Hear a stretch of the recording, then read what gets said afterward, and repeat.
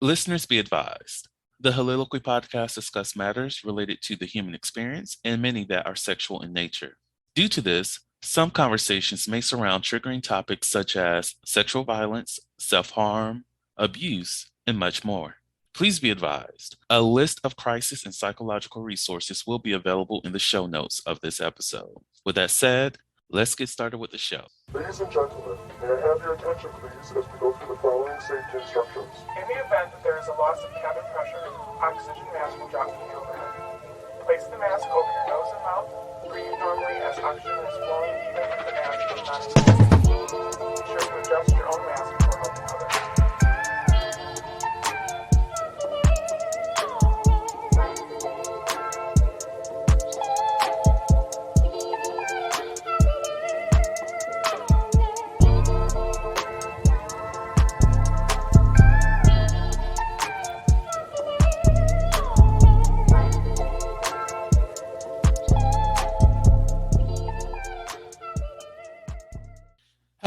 Hello, everyone. Welcome to the Soliloquy podcast, where we step out and speak on sexuality. This is your favorite host, Vernon T. Scott, also known as Slater Jackson. And for you freaky motherfuckers out there, Sebastian's Adams. And for the purposes of this episode, Bob the motherfucking builder, bitch, because might as well put on my little fucking yellow hat and look delicious and look good and look cute. You see these dreads, you see these glasses. By the way, these are my new glasses. I got these today. They look the exact same as the old ones, so it's okay if you didn't notice. I have a trope, I guess. But today, if you don't have your power tools, if you don't have your vibrators, and you don't have everything that you need to build a sex room, well, get the fuck ready, because that's what we're building today. So if you have not seen the Netflix show, How to Build a Sex Room, well, make sure you watch it, because that's what we'll be talking about, and going into details about our own personal things that we're going to see in our own. But anyways, the wonderful people that I have with me today to have this conversation. Oh, I just realized this is the 7th episode of Heauxvember. I forgot to mention that for you all, but here we are. But with me today, I have Wesley as well as Nicole. How are y'all doing today? Good. I can't wait for this one. This is going to be a fun one. Yeah. So now that we got our hard hats on and we're about to build a sex room, I'm sure everybody on here have seen the TV show. If you haven't, it's okay. Y'all can still be a part of this conversation. What's up? Everybody's saying yes. Okay, Cool. So, first off, what were your thoughts on the show to begin with? For me, I actually was pleasantly surprised, about how well-rounded it was. I think when you hear sex room, everybody's got, unless you've been to one, of course, everybody's got their own preconceived notion of what a sex room is. Much like when people think about BDSM, they think of, whips and chains and leather and, dark corners and flashing, the neon lights that are about to go out and stuff like that. So I like that it didn't just focus on one type of couple. Or one type of a sex room. I like that she was able to sit down with with all of the people that she was building a room with and ask the right kind of questions and really pay attention to what their wants were as well as what their needs were, even if they didn't say what they were. And then, of course, being able to see how the room is built and really see what a sex room, that a sex room can be whatever you need it to be.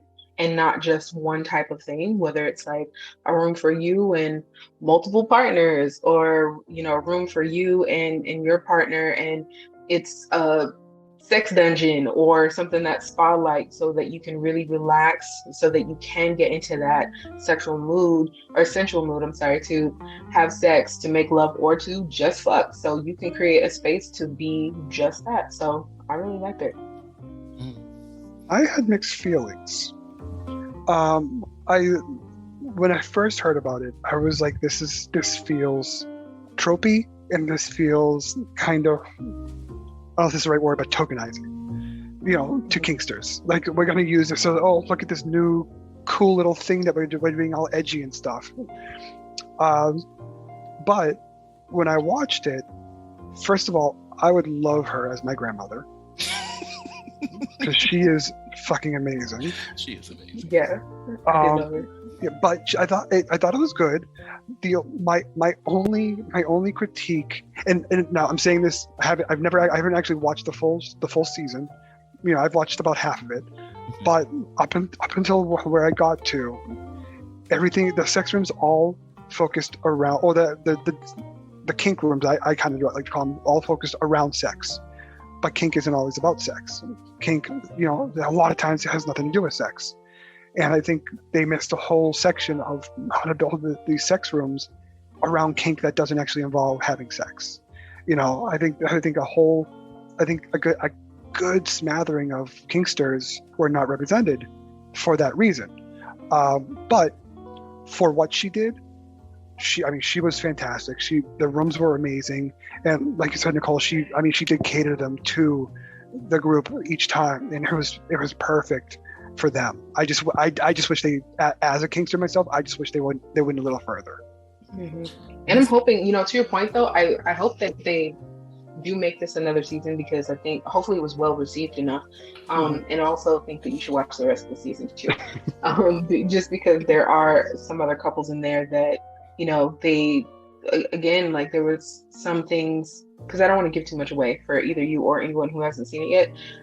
Because there were couples in there that you're just like, oh, you know, of course, judging a book by its cover initially, like, I wouldn't think that you would have a sex room. But then when she asks all those questions, like, okay, how do you feel when I pull out this, you know, or, you know, what do you need, or what are some things that you are thinking about doing, like, don't like, blah, blah, blah. So, and of course, having someone who is a poly couple, I thought that was actually really cool too.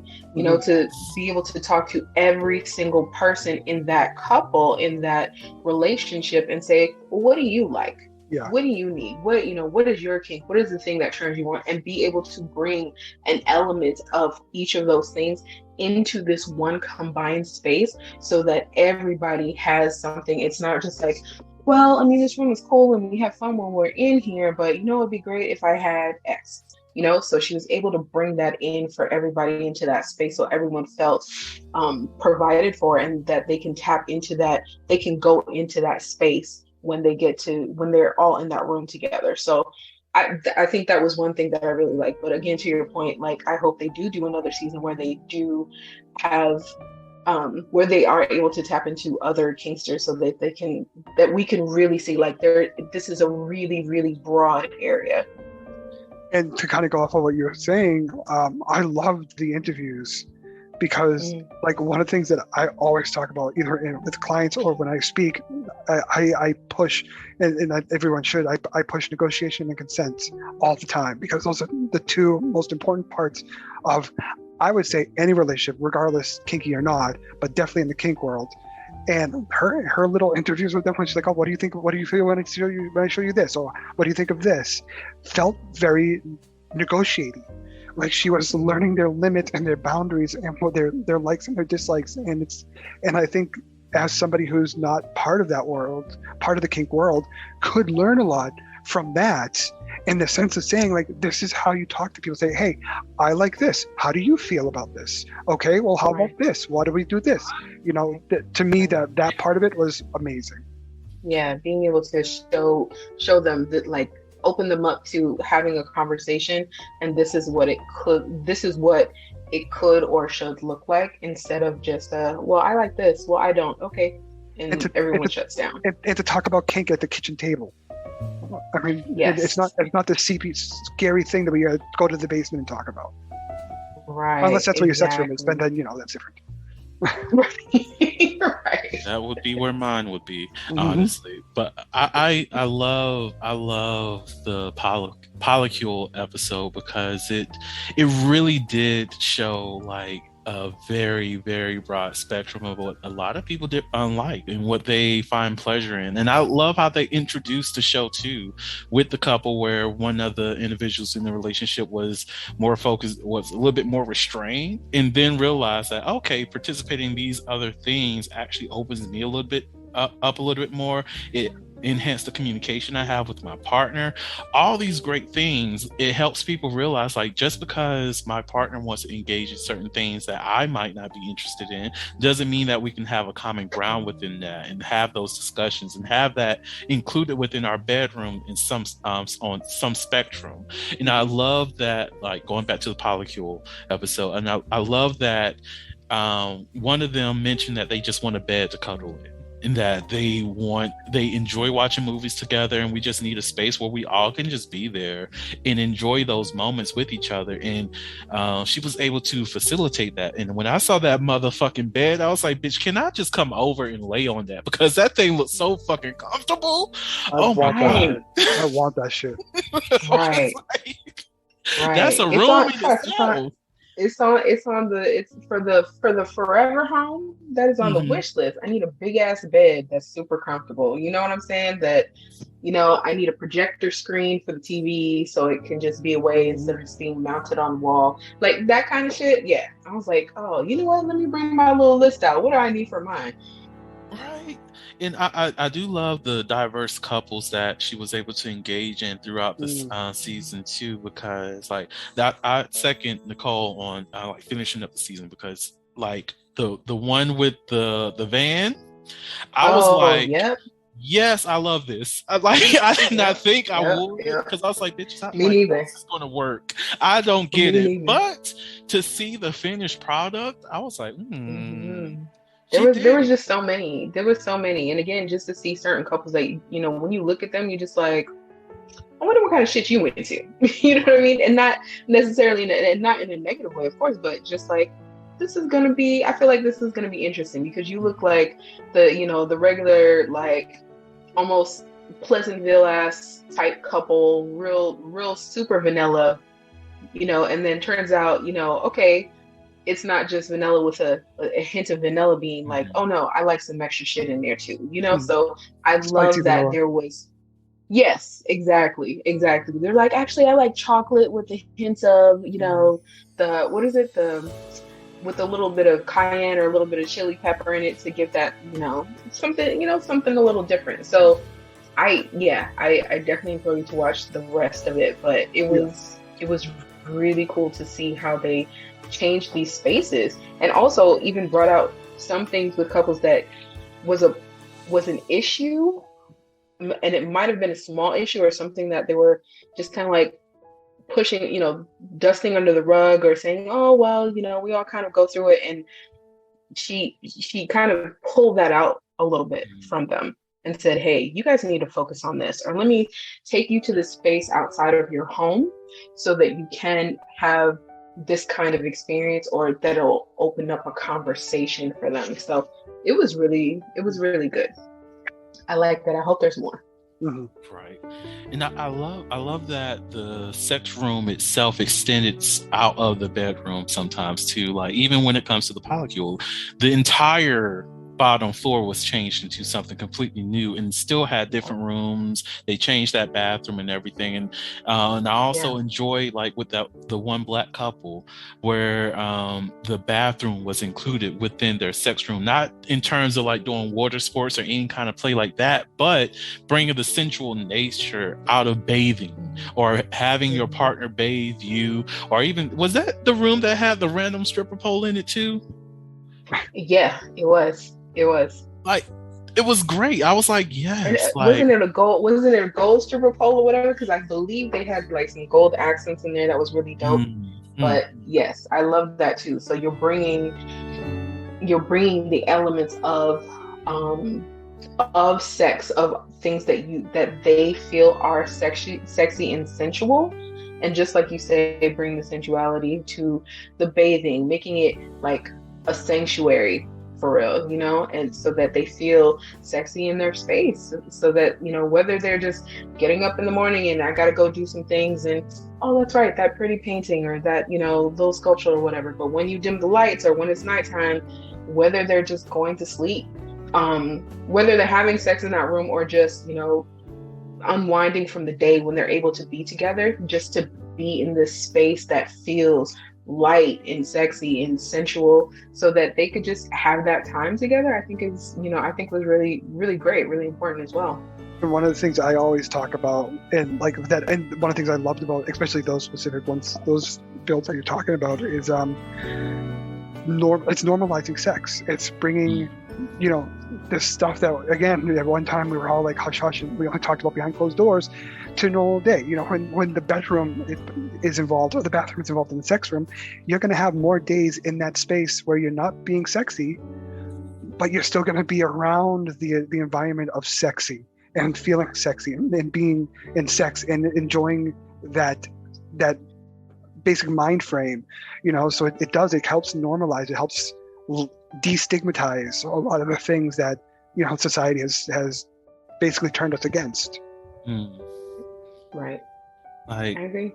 I love, like, within the show, even though it wasn't blatantly stated, I think she did mention it in one episode, but essentially that just because you're married doesn't mean that the sexiness goes away. Just because you have kids and you're raising your family, it doesn't mean that the sexiness goes away. Like, at the end of the day, similar to what you said, Wesley, when you come into this room, this is that space for you to be sexy. This is that space for you to enjoy this person that you're spending the rest of your life with. Like, this is a time for you two to like enjoy each other, explore each other, and remember that you're still sexy, that you still can have sex, that you can still enjoy each other's body on multiple different levels. Some levels that you haven't found out about yet, and some levels that you already know about. It's all about the enjoyment of this person that you decide to make your forever person. And I love that she was able to have those conversations with so many different couples, and well, outside a couple too, because the polycule still got me. I was like, girl, yes. Like that, Right. that was like, I feel like if I had that task, I would have been like, call Ghostbusters, bitch, because they can handle that. Because I don't have the skills today. I'd be a crying ball of mess in the corner if I had to do that. It's so many Right. different identities. It's Yeah. like, how do I mesh all of this together? But she did it. She did it. She did. I can't remember if that was the one that she said that was her biggest achievement or whatever, because I don't remember if she said she ever did a room for a throuple like that, or a poly couple like that. It might have. I don't remember. She said it for one of them, but yeah, I thought that was really cool too. I just know she got that one. Like, if there was an award, bitch, here you go, have it. Because I was like, how is she go? Like, as soon as they mentioned, we're a poly couple, and then they brought in the polycule and they talking about all the different things, I was like, bitch, how? What are we doing here? And then old girl was like, I think they identified as they. They were like, oh, I'm into like water sports and all this. I was like, how are we going to put this into a room? What do you mean? Right. I was like, where's the bathroom at? She's like, oh no, this room, we did this and it needs to go down like this so there could be a drain and blah, blah. I said, oh, that was smart. That was real smart. Yeah. And then that cage. Mm-hmm. I was like, you mean this is a multi-purpose thing? Mm-hmm. Yes. I loved it too. I was like, she got everything. I love it. The best sex furniture are multitaskers. Yeah. Mm-hmm. Yes. I just need to hire her when I get my forever home, because yes, all of that. Mm-hmm. Yep. Speaking of which, because I know some people who may have seen the show, maybe starting to think about, oh, what can I do with my place? And I know I don't have the funds to do it. And I've been thinking about this myself. So that phrase might have been a little bit of projection. I don't care. But in case you are feeling the same way Vern is feeling, have you thought about different ways to make an affordable sex room after seeing that show? And what are some of the tips that you came up with for yourself? So I've actually kind of done a little bit. Last tax season, Uncle Sam was a little bit generous to me. Yes. And I was able to afford a sex swing, a self-standing sex swing. Ooh. And so I have it now. It's set up in my living room. And when it's not used, the swing itself is kind of pushed back, and my couch sits inside the frame. So it's almost like a canopy couch. And it's also kind of like a fold down, like it's like a futon kind of couch. So when if I want to, all I got to do is put the back of the couch down, put the swing up, and then I can use the swing, or I can pull the couch out, for someone else to sit on while we play with the swing. So it's up and it's out at all times. And it's I did that on purpose because I was like, if I break this thing down and have to rebuild it every time, I'm never gonna fucking use it. Right.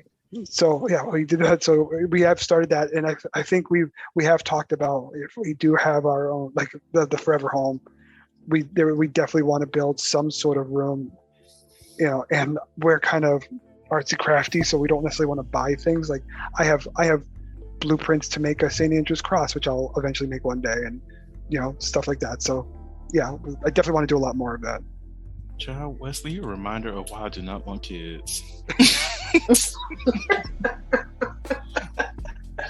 I don't know if that was an insult or not, but I'm going to take it as a compliment. No, it's a compliment. It's a compliment because Lord knows I do not want to be moving around my sex stuff all the time. Because I thought about like what my forever home will look like, and there's sexual related things throughout the house, and I'm against like exposing kids to like a lot of sexual items like during their development. I will like do a soft rollout of different things throughout the years because I'm like, bitch, this has been in storage for all this time. You're 4 years old. You're just going to see some random thing that pops up.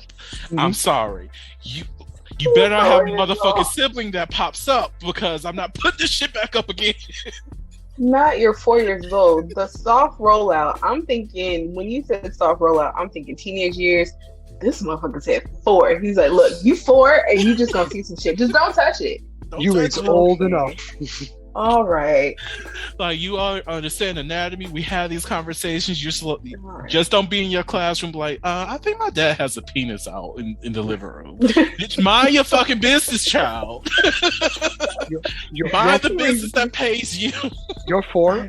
2 centuries ago, you could be working already, so you're gonna know about sex. Right. Oh my God. The modernized. I went to school barefoot in the snow, walking up a hill both ways. No, that's what this sounds like, just the modernized version. Yes. Anyhow. But like, I just be thinking about that. But at the same time, in my ideal forever home, I do want to have a basement. And in that basement, I don't want my children to even know that it exists. Like, I want it to be that covert. Like, that will be where my sex room will be. And what about your affordable sex room? Because you kind of jumped in. I did jump into that. In terms of like affordable sex room, like what I will have before I get to that point, I want to like do something simple, something that makes me feel great, takes me outside of the reality that I live in a sense. Like I want to have like the cloud look in the sky, different colors going off. I also want to do a little galaxy look, and all those things can be done with like under $100 if I find the right people and right things on Amazon or different shops like Walmart and all this other stuff. Like that's what my affordable sex room would be. Like I will already have that in my apartment if I was not moving within like the next month. So like when I move to my next apartment, I plan on at least doing that for the time being, like the ceiling, little cotton here, cotton there, do that lining for the color. More than likely it's going to be between blue, purple, or if I can manage it, black. Oh my God, yes. And also utilize the this projector that I have in case I want to like do some silhouette play and we look at each other and look at our silhouettes as we engage in sex and like that. Yeah, that's my way of having an affordable sex room. Of course, if I already have my toys, have those in a place where they're accessible so that if we want to engage in those and use those, it's right there. And that's all I need. You know, like toys are great. Everyone loves toys. But honestly, if you want to set the mood for like a sex room, nothing better than ambiance. And that's a great point because that was something that I thought about too for mine. So even for the affordable one, I was like, obviously, go for me. Ambiance is a huge thing. Comfort is a huge thing for me. Even though what's funny is I've never been one of those like I like fluffy pillows and feathers and all of the fur shit or anything like that, but I do like pillows because I like the comfortable, soft feeling, especially now we getting older. Like, I want to be comfortable, period. Right. So for me, like going to Home Goods, getting a bunch of different kinds of pillows, throw blankets or throw blankets, maybe get like an older chaise that I can repurpose or something so that it still would be sturdy to not only sit on but to have sex on. And maybe have like a wall, like an accent wall, whether it's a fresh coat of paint of one specific color or a wallpaper that I like. And then use like command strips or whatever to hang up little outfits, the little mannequin heads or whatever to put wigs on if that's what I wanted to do. Like those color changing light strips that you can get on Amazon or wherever, just so that I can change the lights and things.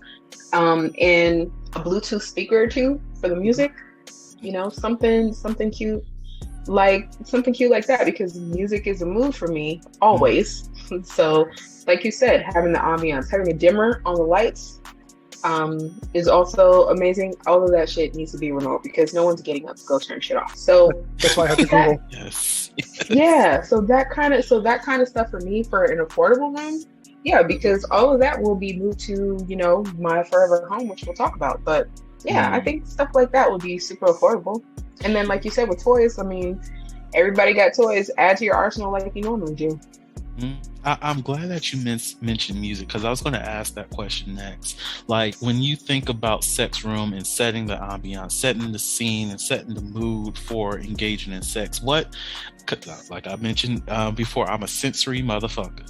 What kind of sounds and smells that give you sex and give you sexiness, that gives you motherfucker the way that this is about to go down? Like, what is it for you? For me, since Nicole's thinking, for me, nothing gets me going more than hearing those pleasure noises from my partner. I don't care about music. I don't care about anything like that. If I'm doing something to one of my boys and I just hear that soft little intake of breath or that little moan, that's like, that puts me right where I need to be. I'm with you on that. Interesting. I for me, like Vernon, I am sensory also.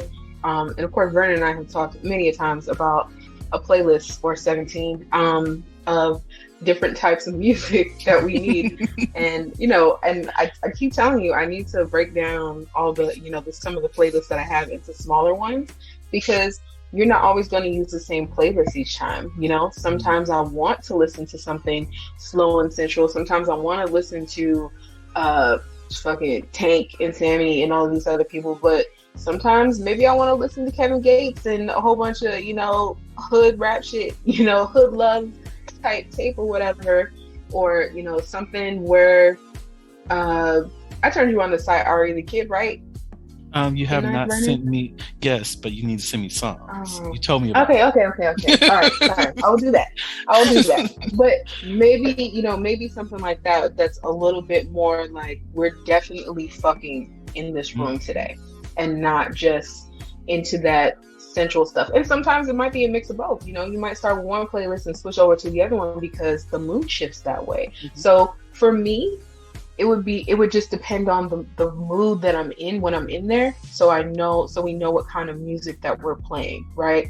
And then as far as like smells, I mean, again, if you give me a good candle or whatever, but sometimes it's just the smell of the person that I'm with.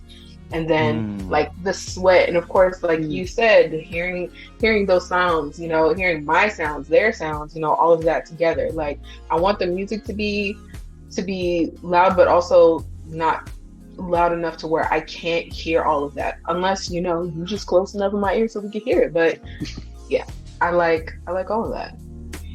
I'm thinking I might need to find me a little hookup after we get off this damn call, because might as well. So I would say for myself. Wait a minute. Can we pause for a minute? How come this happens every time I'm on a call with you? I don't know. What is because this happened in? Sexy. I mean, I am. Yes. Thank you very much. Turn me but on. Like I said, I will buy anything you're selling. Right. You saying some things. It might be the voice. I don't know what it is, but I'm just I've known to make a man come with my voice alone. So Chile. I don't even like girls, but goddamn it. Right. Well, I do like women, so there's the difference there. But right. Thank you very much. We love it. So like for me, so one of the things I love about Heauxvember is that I choose a playlist and I create this playlist curated to have music that makes me feel sexual and sensual and all of that. So I use those same playlists whenever I do engage in sex. And I do the same thing for whenever I have my love song dissection episodes. And I've had sex to some of those playlists. I had sex to my Heauxvember playlist from last year. It was amazing. Like for me, I like instrumentals when it comes to engaging with somebody because I don't want the words to take away from what I'm experiencing with this other person. Because like I was saying, I love to hear their moans. I love to hear their sounds of pleasure. And even if those things are not present, I can at least experience those in their body and see that how they move and shake and all these other things. And it just makes me feel even more sexy and I'm doing the right things and I love that.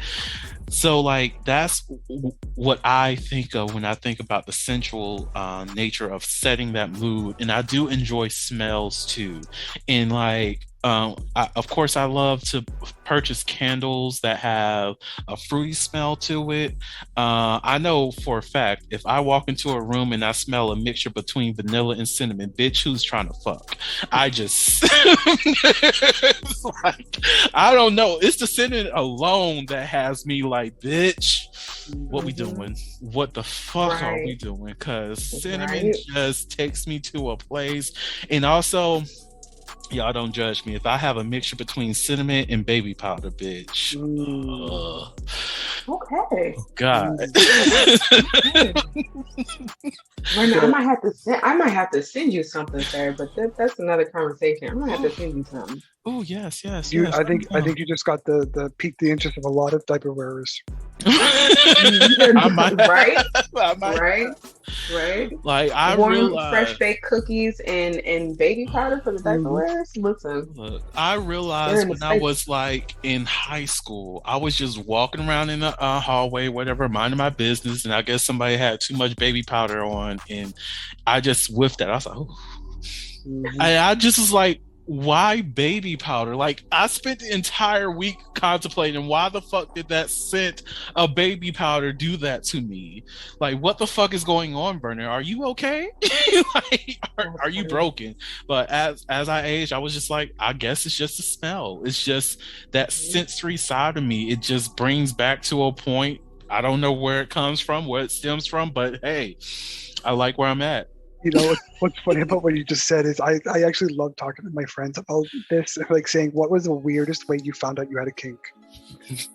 Because sometimes it's just off the wall. Like you're in high school and you just smell baby powder and all of a sudden you're turned on. Like, fuck.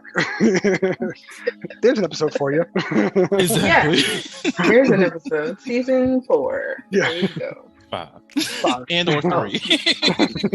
4 is going to be intake meetings. 4 is going to be intake meetings. Love that for you all.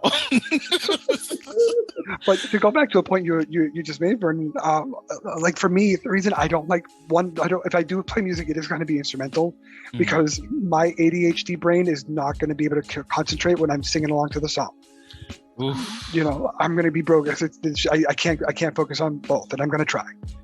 Exactly, and I cannot play songs that I really enjoy, like for that reason too, as well as I'm a huge Anita Baker fan, and yes, there's some songs that Anita Baker made that I'm like, bitch, I might want to have sex to it, but I'm not going to because I know I'm gonna be like, that is auntie, that's my empress. I cannot do that to her music. I need her music to build me up to the point where I'm just like, I'm going to fuck the shit out of you, but I cannot have her in my bedroom. Auntie, you cannot be in there. And one of the best parts of having music on is during sex is you can match the beats. That's Yes. that's another reason why I like it. Going back to these Another playlists that I make, I literally mix up the vibe a little bit. You have the slow rhythm, and then you have the beats that just pick up, and it's just like, oh my gosh, okay, let me go ahead and match that. Okay, okay, this is a lot speedy, and next thing you know, it's going back down. It's going back more soulful. It's going back more sensual. It's going slow. I'm bringing you to a point where either if you peaked at this point, it's a great thing, or if you have not, you can slow it down with your partner and you can engage into some other kind of foreplay or all these other. This is all that goes in my mind whenever I come into this space of creating the playlist for Heauxvember and those love song dissections, because I'd be thinking, okay, Vernon, when you go back and listen to this, how are you going to want to experience your sex life? Like, this is literally the thought when it comes to making these playlists for the podcast. How do you want to fuck during this? Okay. Right. What mood are we feeling in the moment for this one? Are we feeling sensual? Will there be lovemaking, or are we just straight up fucking? Like, which one is it? Or is it a combination, like I said? So, I like it. Is it going to be sexual? Is it going to be sensual, or just angry sex? Right. Right. Our clothes are even going to be off by, when we get to the song. Like, are clothes going to be removed or ripped? Fair. Fair. There was this one song, I forgot the name of it, and I probably should see if they finally put it on Apple Music so I can add it to my phone. And I don't know if it was like Mystic Blue or something like that. I know the word blue was in there, but it just starts off quiet, and then you just hear a ring, and then next thing you know, it's like it brought me back to the 1920s, and I'm over here in like flapper's uniform or whatever in my zoot suit, and we're just doing a nice dance to each other, and just like this jazzy is just like, oh my god, it's just a flow, and I just love it so much. And that's actually how I introduced, I think, my friend Nancy's episode for our love song dissection. I think that playlist starts off with that song, and it's just y'all, music does something for me. We cannot tell it all. Not at all. I'm a saint.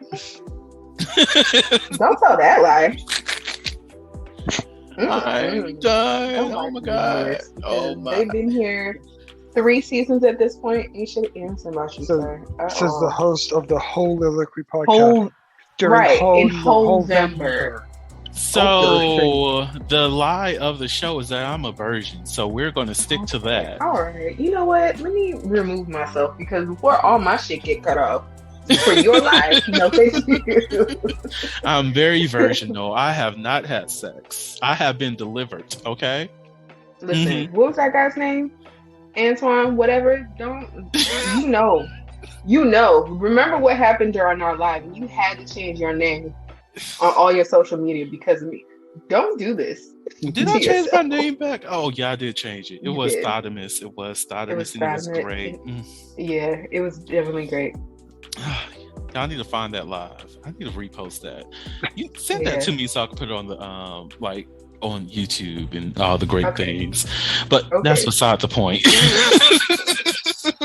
Got other lives we'll be doing. But anyways, so one of the things that somebody thought that would be a great conversation within this topic of how to build a sex room is making space to be sexual and sexy within your home and relationship. And that's the purpose of building a sex room. What kind of advice would you give somebody on how they can be sexual with their partners and be sexy within their homes and, within the boundaries of their relationship? What kind of tips? I think it goes. Oh, go ahead. Oh, I was going to say, I think it goes back to what we were talking about earlier, as far as figuring out what that even looks like for you and your partner in the first place, so that you are creating that atmosphere, you're creating that ambiance for yourself. Like a lot of, whether you're using a separate room for that or putting it throughout your home, or creating your bedroom as your sanctuary. Like a lot of people like to do that. That's the place that there's no kind of negativity that comes in, no crazy external factors, no doing work in your bedroom. That's the place that you and your partner, where you get away from all the other distractions and you guys can be there. That's where you guys can truly be yourselves and be loving with each other and things like that. So creating that space where you've got dim lighting, where you've got elements of whatever is central and important for intimacy for you and your partner. So the dim lighting, the comfortable pillows, the gold stripper pole in the middle of the room if you need to, right? Great artwork on the walls. I know for me personally, like I saw, besides like boudoir photos, I saw someone who did, like they dipped their bottom half in paint. So it was like the butt and their legs and like a handprint on black canvas. And that was, and it was like deep blue paint or purple or something. And they had that hung up above their bed. So something, whatever it is that needs to be, that says to you, like, this is a safe space for me. This is where I know that when I'm with my person, when we look at each other, we can look at each other in the most loving way, but also that sensual way that we're like, okay, something's about to pop off, or I can't wait to get in this bed and just cuddle up with you. I can't wait to see you getting dressed in the closet or whatever it is. So I think that's or at least that's my idea of what it could be. I couldn't agree more. I think as unsexy as it sounds, I think the best thing you can do for your sex life is a conversation. Because what's sexy to me is not the same as what's sexy to you. And those, my triggers are not going to be the same as yours. So it's finding out from your partner what they are. And if you're lucky, you find them organically. Like, I don't think me and my husband ever had that conversation. We kind of found it organically. But I know when I walk in the room and he gives me that look, I know it's fucking time. I know what's going on. I know when, I can walk in the room and he's naked and I can tell if it's just him being naked or, okay, he wants a little play. And because we learned that in that's nothing better than having a conversation with someone saying, hey, if I was going to turn you on right now, without saying a word. And this was something actually I tell a lot of my clients. If how can I turn you on right now without saying a word? What would be the one thing I could do that would let you know I'm ready without me saying I'm ready? That's a really great question. Discuss that with your partner and learn that, and use that. And don't overuse it, but use that as at least the starting point. Oh, he likes it when I do this, so I'm going to do this tonight because I want to have some fun. Like, I love that. Like, I know, like, I've been thinking about the nonverbal communication between partners and to let them know that you're ready for sex. And I know, like, some of the things I've thought about was, like, even the sock on the door whenever they get home to know that, oh, bitch, you know what's coming on as soon as you open that fucking door. Like, just having those things to let them know that I am ready to have sex with you. And also even to, in using the sock situation, if you coming home, if you're not in the mood to have sex that day, where to place that sock? Or if you are, you know that you need to bring the sock to me because you know I'm only wearing the other one. Mm-hmm. So, like, if I know that you walk into the house and you say, hey, where you at? I know that you know that, okay, I guess we're just going to have a conversation. You might not be in the mood because that's what we communicated with each other. But if I know that you open that door closed, and you in the bedroom with the sock in your hand, we know what the fuck is about to go down. So, like, having those, discussing those nonverbal cues to identify of when I'm ready to engage with you, or what makes me feel comfortable, or even, like you were saying, Leslie, having those discussions to figure out what it is that makes them feel sexy, and exploring that and enjoying that with each other and seeing how you can build upon that. I think those are the keys to making sure that every person in the within that relationship feel sexy, as well as know that they can engage in the sexual aspect of our home, our relationship, and just know that, hey, I'm with you because you know I want to fuck you. You know I love you. You know I'm attracted to you. You know that, look, we've been together for 20, 50 years, and I still want to blow that motherfucking back out. Mm-hmm. And honestly, you can even make it you can make it a game, but two, you can also make it very subtle. Like, if going back to kind of what you're saying about having kids, you know, you still want to be sexy with kids, but maybe you don't want to put a sock on the door because that's a little bit too out of place or whatever. So, you know, make it so like when you come in the front hall, there's a certain trinket or there's a certain thing where if it's turned a certain way, that's my sign to you.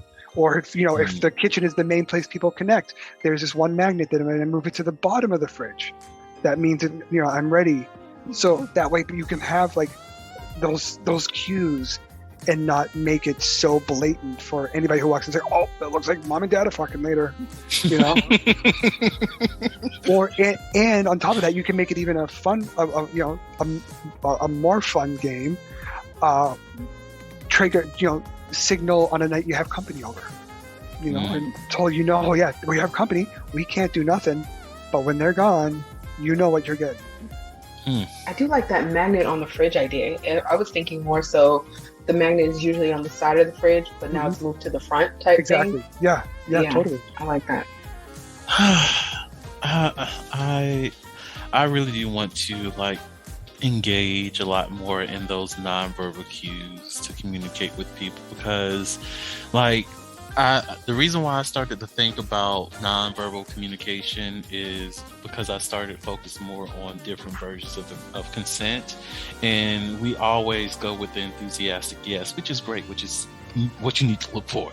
But there are those individuals within our society who may be mute, who may not be able to articulate yes in a certain way that we're recognized. So we may need a nonverbal like way of letting them know that I'm ready to engage in sex and I'm waiting for you to be home and all these other stuff, rather than just sending a text message. And I feel like even having these games and playing in sex's way makes it a lot more exciting for couples, make it a lot more of a remembrance of when we were all young and getting to know life in a way that is still fun. It's still something that you can enjoy with the person that you love. It's still something that we can embrace in different ways, and it doesn't just have to be about the penetration, even though you might be penetrating at some point of the night, but the engagement in that, the conversation in that is completely different.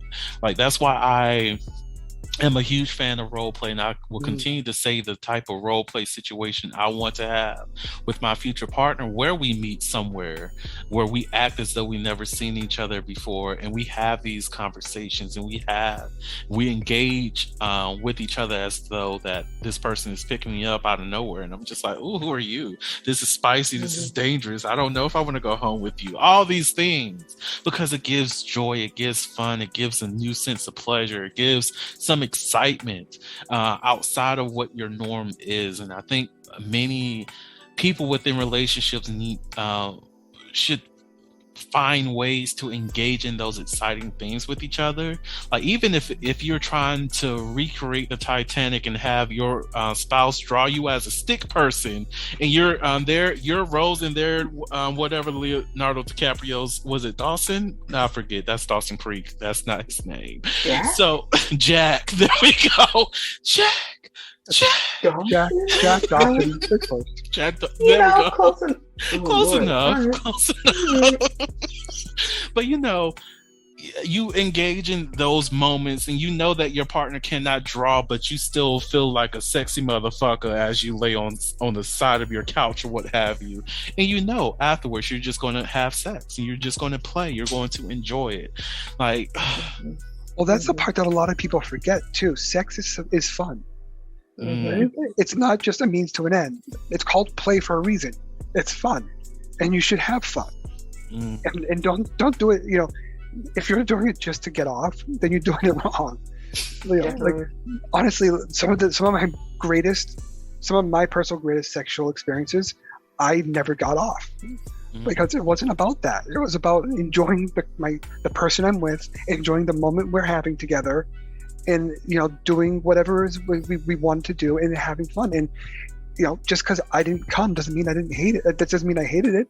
It was some of the best times I ever had. I can jerk off and come anytime I want. That's not that special for me. But that connection, that's special. Right. I agree. You know what? Going back to something that you were talking about earlier, Vernon, about especially when it came to like role play. One thing that I was even thinking about too is, having a sex room can even invite you to get into that headspace of using an alter ego, and getting into that role play. So to even to Wesley's point about putting a sock on the door or something like that, something that popped in my mind when you were talking about that was not even just putting it on the bedroom door, but putting it on the bathroom door in your bedroom. Whether it's a fishnet stocking or a certain kind of, or a certain kind of underwear, whether it be black lace underwear today or I don't know, some other kind. But putting different items on there to signify, yes, one, we are going to have sex, but two, this is the kind of mood that I'm in. So expect this thing, So instead of a regular stocking, it's going to be a red fishnet stocking. Today, you're going to get, I don't know, kinky Kiki with the red hair or some shit like that. Yeah. You about to get somebody, you're going to get somebody else in this room. The lights that are usually red in this room, today they're going to be purple. Today they're going to be green. I'm playing Poison Ivy today. So there's going to be, so you can get into a different headspace with the sex room. It doesn't even just have to be that space that we talked about before. This could be just another alter ego space, which I think could be also equally as dope. Well, don't give me access to a full closet of costumes, because listen, wait till we talk about our forever home, unless we want to get into that. Right? Like, jeez, I cannot. Actually, one of the people from How to Build a Sex Room had that. Where she was going to be different personas, and I think because she lost her hair, I don't know if it was because of cancer or what have you, but it was really because it was like, I have this wig for this character, this wig for that character, and it's just like you can be so many different people. And when you were talking, I thought back to when you were relating to the magnets, and I was like, it will be great, because we love emojis, to have a plethora of emojis, and when you come home and you see the peach next to the banana, bitch, you know what the fuck is going on. You know what's going on. Or the little water spurts going everywhere. Or if it's a certain devil face that's on the refrigerator and all this other stuff. Even if you have kids, your kids don't know what the fuck is going on. They just see the refrigerator has a different emoji every fucking day. What the hell is going on? I know yesterday it was a basic ass magnet. It was the magnet that I made for mama or daddy. And here we are. It's a whole ass. Did we get some new magnets? What the fuck is this devil face? What's going on, parental units? What is this? What happened to the gift that I made? It's okay. We'll have that up tomorrow. That's all. Right. We're just doing something new, but we're going to make sure that yours is back up there tomorrow. Right. Only thing, it's okay. And all the while, it's because you're getting some dick, ass, or pussy that night. just don't make it so complicated. You need a key to kind of decipher the code. Yes. That's a good one. That's good. Or do it the same way with all those letters. You see how people have been putting, 17 different letters for a whole sentence or whatever up on the fridge, and make it into when you get home, and et cetera, et cetera. So you can do something like that. You can send the emojis via text because, let's be real about it. These emojis, kids are getting smarter and smarter and access to different things. So that can only work for so long. They're not going to be 12, 15 and not know what this shit means. So send the emojis via text so they know, but put the acronym up there on the fridge with all the letters. Right. That reminds me of when I sent that acronym to you. We both knew exactly what that shit was talking about. Oh, yeah. Oh, if I could find it, I cannot. It's deep in something else in the Instagram. We have a lot of conversations. Right, it's gone at this point, because I was going to say that acronym out loud, and I was like, if you know what this means, you're a whore. You're a whore. And I love it for you. But like, yes, if you could just go ahead and put that full sentence on the fucking refrigerator, and you know what it says, your spouse knows, or your partner, your whoever you're dealing with knows exactly what that says. That's all that matters. It's been communicated. Just choke me a little bit. That's all. It was in the message. They understood. And also on top of all that, like, being direct, this can be so sexy too. Like, talking about role play, for example, I can get just as much excitement having an all-day conversation with my partner over text, talking about, okay, when you get home, I'm going to be this person, and this is what I'm going to do, and this is what I want. This is who you are, and setting the stage, and knowing when I get home, we're going to have fun with this. And then you can walk into it already, you have like the character built up. So it's not like you're trying to discover who each other is in the moment. You can already have your story set up. You can already have the scene set, and not for nothing, like, again, sitting in those boring Zoom meetings, texting with your partner about what you're going to do later in the bedroom makes the day go way faster and way more excited. Exactly, or just being those characters already, like you said, texting, being those characters. Have a different, if you already have that, a different number, the burner phone, something, a Google number, whatever, and like, oh, this is Natasha, this isn't, whatever. Yeah, that's pretty dope too. I like that idea. Yeah. Look, send me songs, motherfucker. Like, if you send me Babyface soon as I get home, bitch, I already know what the fuck is going on. What's up? What's up? You send me Turn Off the Lights, bitch, I know what's up. Like, there's different ways to communicate, people. There's okay. Let me calm down. And I've been drinking this entire time too. I'm not on my Taylor Portlet, but I am feeling really good. I cannot wait. That episode 10, y'all, I am going to be lit. I'm sorry. I'm just letting y'all know. If the things go off the wall, it is what it is. I'm here for the party. I just think don't go off the wall every time. That's a good point. That's an extremely solid point. But to get into our forever homes and whatnot, what do you want in your sex room? Whichever one of you want to start off that conversation, let's go. I want Wesley to go first because, things that I've found out about you, I want to hear about your room. Let's go. That's okay. If I had the perfect space, it's going to have, I don't want to say many, but it's going to have multiple pieces of furniture. And it's going to have the sex swing, obviously. It is going to have the St. Andrew's cross. I want to have a sub bench to tie them down. I also want a cage because sometimes you got to put bad boys in timeout. But one thing I definitely learned from actually the show that is completely not even a piece of sex furniture, but it really paves the way. And I think she did one of the episodes. It was the biggest piece in the room. It was a couch. Having a nice big fluffy couch that you can just sink into. And then on top of that, of course, whips, chains, tie downs.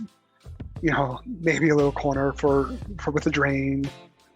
Because I've learned a lot of the subby boys that I've been talking to really like to be peed on. So, but yeah, I think if it was, I don't know if I'd want it necessarily in the basement, but it'd probably have to be in the basement with all the stuff that I'd want. That's pretty cool. I don't know about basement or anything like that. Although a lot of times I thought about if I'm going to have a room, I want it to be an extension of my bedroom, but also hidden. So, I don't know if you guys have seen the walk-in closets that actually there's like an actual little door in there, or you pull out part of the shelf and it's like an extra door with another room. So something like that, something that could be off of the bedroom, so I don't have to be somewhere else in the house doing things.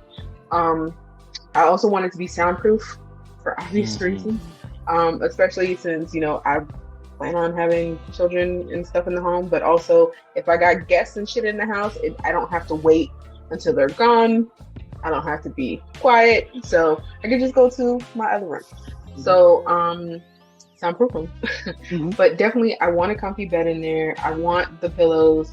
Obviously, lots of toys, sensory play and impact play toys, a sex swing, the over the door sex swing, and the one from the ceiling. I like that one. Oh yeah.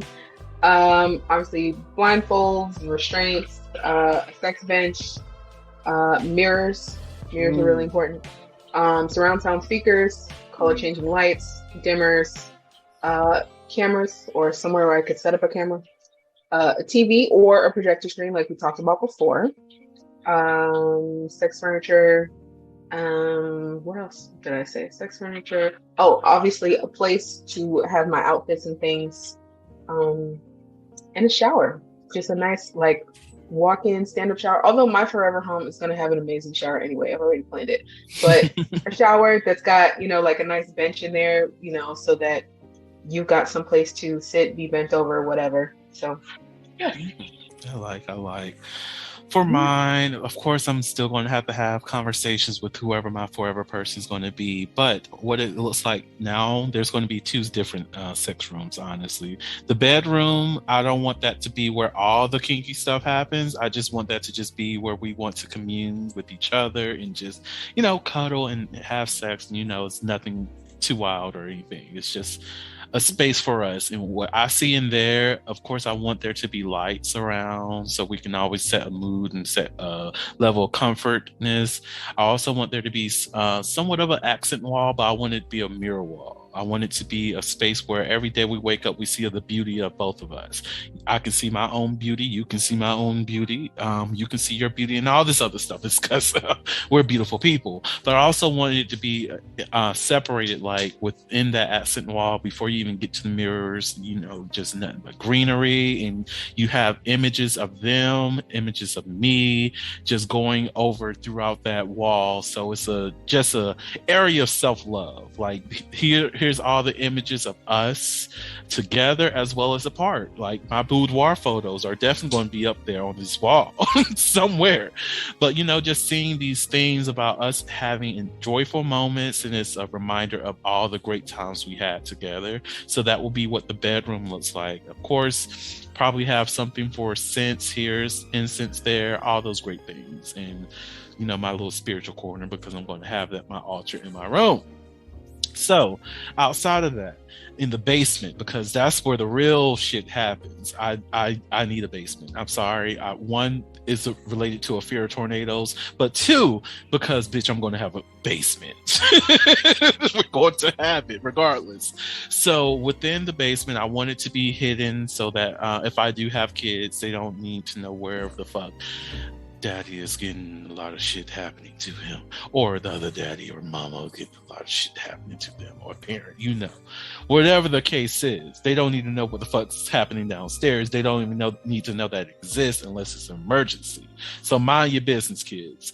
So within that, I want it to be a very sex positive space. As soon as you walk up in there, all you see is just like sexual photos, but between myself and my partner, as well as paintings, images, and all of that throughout. I wanted to at least have 2 bedrooms, one for like watching movies together and enjoying our time together and just be sensual, good smells and all that. Then the other room would just be a space for just, I guess that might be a bathroom, honestly. I didn't really go deep into that. And then we have just this open play area, just a space for us to enjoy each other and do a lot of things, have a swing up in there. I want there to be black velvet walls, just all the greatness. And just when you walk up in there, you feel sex, you see sex, and you enjoy sex. And that's what I want for my basement. And just to know that whenever we're in there, also soundproof, because I don't need anybody else to know that it's there. We don't need people to know. If we're hosting parties and me and my partner decide to sneak away because I don't know who the fuck is watching these people, I told them that the party was over at 8 and these motherfuckers decided to stay a little bit later to play space because Black people. So I'm going to be with my spouse, my partner, enjoying ourselves in our room until we decide, oh, we might need to go back out to make sure motherfuckers are still here, because we know nobody locked that door. They were just like, have you seen Vernon? I haven't. Have you been able to reach him? I don't know. I couldn't call him. Well, I guess we just leave, everything would be okay. We good. We're downstairs fucking, okay? Y'all don't even know what's down there. And it also gives a space for if we want to invite other people down there, we can enjoy that. And also a costume room, because what we will definitely have down there are costumes. But yeah, that's what I see in my forever home. I get the feeling that Vernon's forever home has to have a basement with more square footage than the actual home. The actual house. Yep. You know it. He definitely needs a lot of those East Coast homes that are, well, I mean, I'm from back east, but those East Coast homes where like the basement is a large square footage of, the rest of the house. So yeah, so that you can have multiple rooms. So you can have the cuddle room as well as your actual, your love-making fucking room and a bathroom, of course, because y'all just got dirty, so you need to get a little clean after all of that started.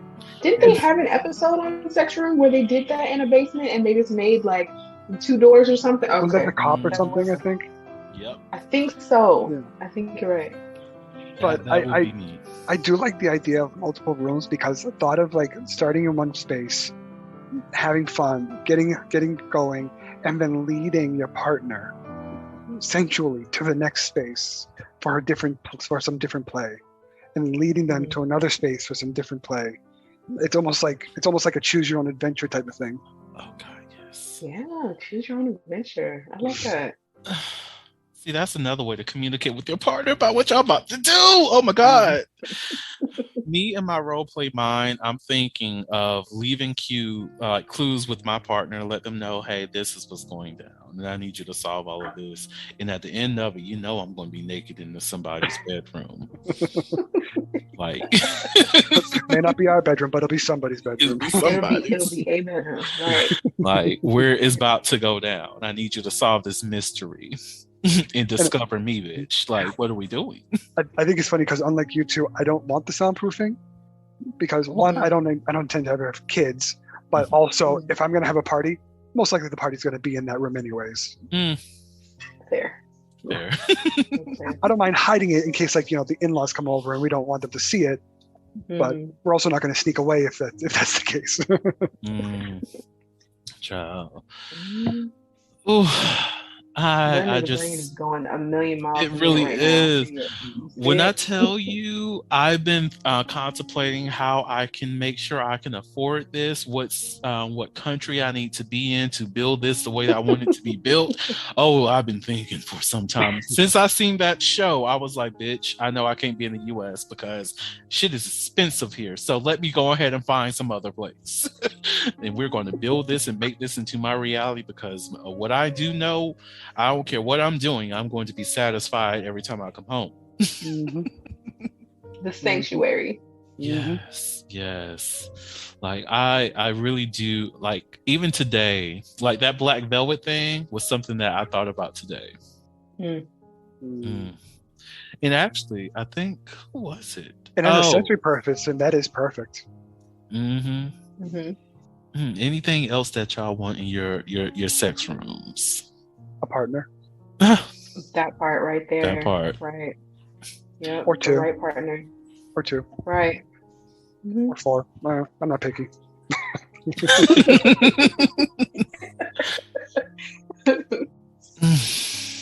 Jeez, I see why I cannot be single right now, because all I want to do is just be like, hey, just send that message, be like, you want to do something tonight? What's up? How are you feeling? He says that. He says that, but we know Vernon's getting on Grindr right after this. I may. Right. And or Vernon logged in a little bit earlier just to figure out which fish are biting. I'm not going to say I've done that, but I'm not going to say I didn't do that. Just to be real. I mean, I know that I am known for bringing up old shit, but Didn't we do the same thing during the live as well? Isn't that what happened? You and Taylor? See, you and Taylor Port get into a lot of trouble, but I feel like you and any drink could get into trouble. I just felt like Taylor Port is the more influential. Oh no! If I had Taylor Port right now, I would have already been like actually indulged in conversations while we're on this call, while maintaining the conversations and letting you know I'm setting some shit up. Mm-hmm. Right. But now, which is what happened during the live, yeah. No, because I did not have. Let me think about it. I did not have sex that night. I had to make sure I did not have sex that night. I went to sleep. Wasn't I did it go the to sleep. next day? Just The next day I did have sex. Just because you didn't have sex doesn't mean you didn't try. That it was the whole point of Wesley, why are you attacking? that up. Why are you attacking Wesley? So do you Why feel are seen doing- right He's now? never gonna have us. He's never gonna have us on another episode together. Not at all. Like, oh my god, block. How dare they? I feel First of all, very we attacked. enhance your life. How dare you? Right, We enhance you your do, life, you sir. do, you do, you do. Vernon has never been more seen than he is right now. I feel very red. And this is inappropriate. Oh my god! Like yesterday was It's a subtle free titty Fridays and whatnot, and it's technically it's a free titty weekend. So if you're not okay, look, we're bringing it back. If you are here in these streets, okay, and your titties are not out, what the fuck are you doing? I need to know. Are you trying to be seen or are you trying to be sought? I just need to know. I know that's the same thing. Shut up, y'all. Don't leave me alone. Leave me alone. The liquor's a little bit. Shut up. Okay, we're here. This is why you feel attacked and seen right now. This is why you feel red. You do it to yourself, sir. You just leave a wide open space for us to do this. But are you celebrating Free Titty Weekend? I mean, first of all, I didn't know that it was a weekend. I thought it was only It's on every weekend. Tuesdays. Oh no, it's every I thought it was weekend. only on Tuesdays. I just thought it was every night. Well, see, there you go. See how yeah. I didn't know, but now that I do know, yeah, I'm probably going to indulge. Yeah, you gotta We'll find indulge. Look, the titties be out. Free them. They be tittying for real. They do. They Like, do. let's talk about your girls right quick. If are you okay with me talking talk about your girls right quick? You go ahead. We already brought them out. Go ahead. The girls are girling today. They said, "Bitch, did you not see me? Did you not see I came up in this motherfucker? I am perky. I am pressed. I am looking delicious." It's also the camera angle, the right bra. That's all it was today. You know damn well, regardless of what the bra is looking like, those bitches gonna be like, "Bitch, I am here and you see me." I mean, sometimes, because when you get to a certain size, they do what they want.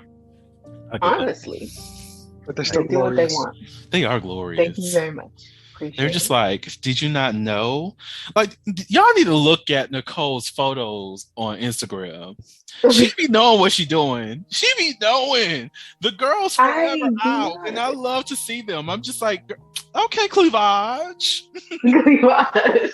I'm still mad that our live, the first, like, I remember the first outfit that I had on. Mhm. Listen, Facebook was hating heavy. Ooh, Barely they was let me fucking be hating. online for 2 minutes, and they're like, "Oh, boop, nudity." Bitch, where? There was no nudity at all. They were just sitting properly, and I just what I had on was perfect. And I had to put on something different because it was like a sheer black shirt and all this other shit. But I had to put on something different. They were still doing what they were supposed to, but They were yeah, like, I hate. the first outfit was amazing. I truly hate people. Well, the second was still gorgeous. I still hate Thank that you. people did not get the opportunity to see the girls that night because the titties were beyond tittying. They said, we got a doctorate degree in this bitch on titty. If you don't know, I am certified in tittying. And how dare you act as though you don't know my motherfucking worth, bitch, because I am here. Right. We are proud and we are perky. Right. And I was just like, oh. Facebook was You know what? jealous. I'm gonna post those pictures on the business page because I did take pictures before I had to change. Like before I had to change, I was like, first of all, we look too good today. So the makeup was doing what it needed to do, the hair, everything. So I took the before pictures and then the after outfit picture. So Child, yeah, you maybe about to I'll have me post melting on the Instagrams. Oh my god! Just look at it. You know I'm going to comment with the drool face and then the God. Oh my god! I'm hot already. Jesus. Whew, they might flag it for Yeah, They then I'm gonna better have to not. record them and put it on. I'll put it on Threads. Now that Threads Ooh, is a thing, yes. I'm gonna put it on Threads and be like, "So what y'all think of this picture?" They better not cite that as nudity. Most definitely from what I have on my IG. Bitch, I'm full on naked. You might not know it because of the water, but I'm nude up in that motherfucker. The boudoir photos, baby. Chile. And somebody, well, while we're on the topic of those boudoirs, somebody actually tried to like shame me for that, and I laughed at them. I was like, "Bitch, are you coming here with your insecurities and trying to tell me that I should feel bad about me having my entire body online and feeling sexy? Let's talk about you right quick. Why you feel threatened?" And that's the real tea. Anyways.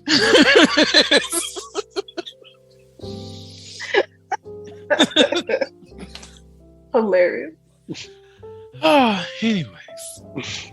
Yeah, that little drink is starting to hit. Thank you. Whatever this moonshine tell mango at all. is, you did a good job. You're not Taylor, because Taylor would have had me completely ratchet, and we know we're not doing that today. We're not. You But should that do a live, or a session with Wesley with you on the Taylor, because that's I'm he open to would enjoy doing it, I it. think. I am open to doing that. Wesley, are you open to having experience with Vernon live on like the Taylor port? So I don't usually get drunk, and it's not because I don't like to drink. It's because I like to be the sober one in the room watching the drunks. Oh, that works for me. Yeah, because I get so much entertainment out of watching drunk people be drunk people. So I would be on this 100%.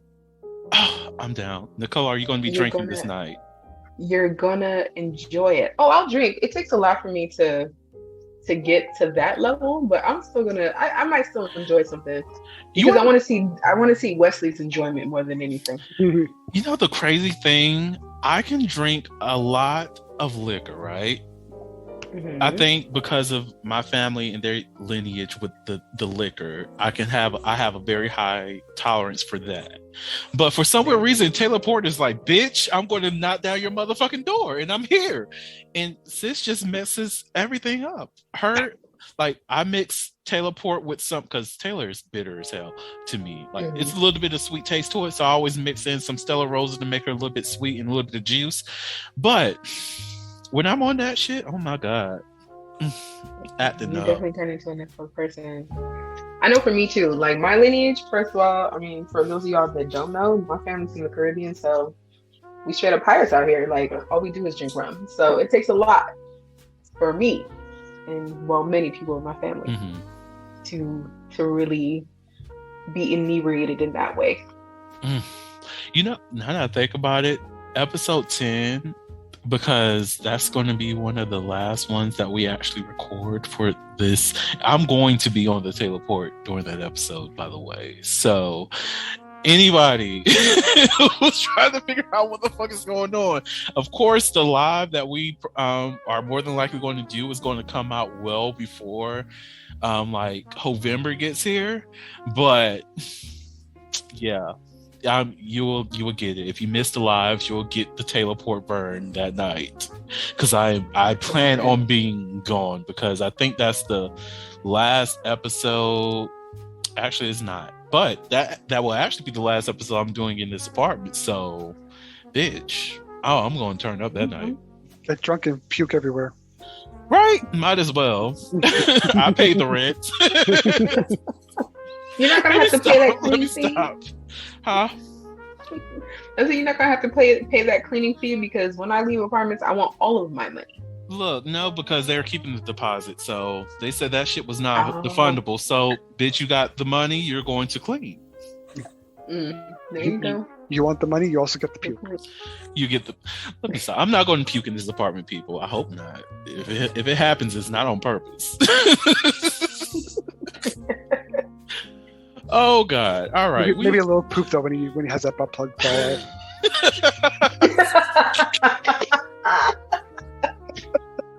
What's that little I'm done. The attacks today, Lord. Oh my God. That is hilarious. And for those who didn't get that reference, you got to go back to the whole back episode.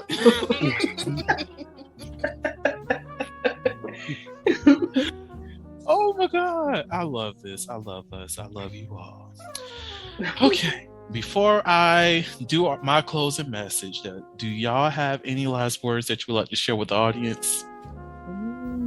No, not really. I mean, if you're gonna make a sex room, or maybe not even a sex room, just make sure that your home, whether it's just one room or the entire thing, is a safe place where you can feel like your 100% authentic self, of course, but also your sexy, sensual self with your partner and with yourself as well.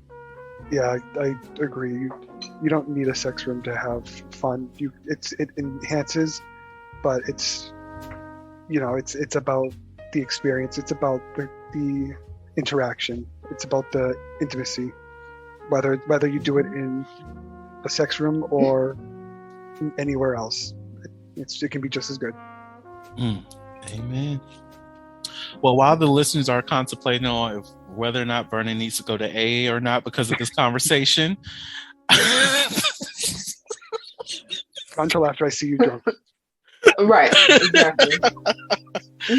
Oh God, let me stop. I'm good. All right. I had to do it. I don't know why, but if you do need AA, definitely do that. Use those services. I need to talk to my therapist now. All right, we're good for real. All right, so thank you both for coming on to the podcast to discuss these wonderful things that we talked about today. I know I need to really start to shop around so I can build this sex room in this next apartment I'm going to be in for the year.